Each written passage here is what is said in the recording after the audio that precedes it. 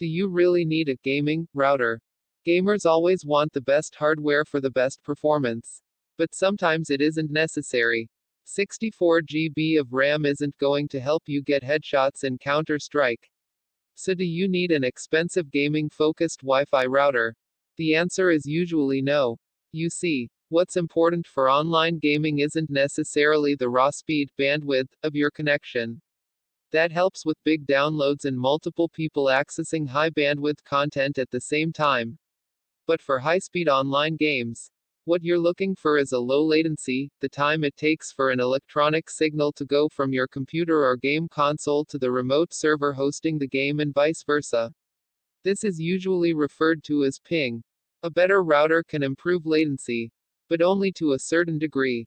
For home internet, it's rare to get a server connection faster than approximately 30 milliseconds, that's 3/100ths of a second. And 50 to 100 milliseconds is more common. A better, faster router can improve the connection from your ISP's modem connection to your computer or console, either over Wi-Fi or with a more reliable Ethernet connection. But it can't do anything about the connection going from your ISP's server to the game server. The server latency on my $100 router with a 50 ms connection is only 68 ms, already much faster than I can react. And even if it could, it's unlikely that you'd be able to see the benefit of a connection with less than 30 ms of lag.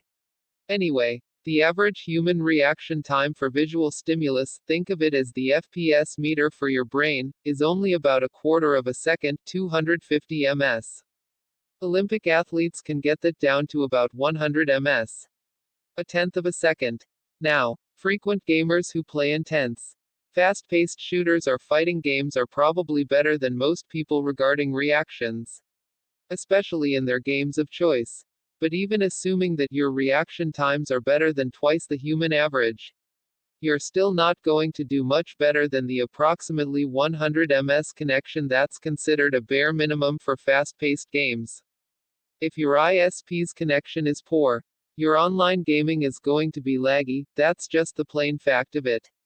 Even using some of the most advanced tools in a $400 gaming router, like traffic shaping or an exclusive connection to a gaming-grade VPN, won't improve the connection of the last mile that goes to your home. Your best option is to switch service providers, which, depending on where you live, might not be an option at all. That isn't to say that an expensive router is worthless. More expensive models tend to include extra Ethernet ports that negate the need for switches, more and better antennas for greater Wi-Fi coverage, more extensive setup options, or even extra radios for double coverage on high-speed wireless bands. All that can improve the connection within your home, allowing you to more effectively take advantage of a solid high-bandwidth connection, over 100 megabits a second, or use gadgets like the Steam Link to stream high-speed video through your home. They're also great for hardwired connections. A gaming router makes everybody happy at a LAN party. But if you're looking for a router that will give you a specific advantage in online gaming, especially for a single machine in an otherwise uncongested local network, don't bust out for a $500 option when a $100 one will probably do just as well. Text source: howtogeek.com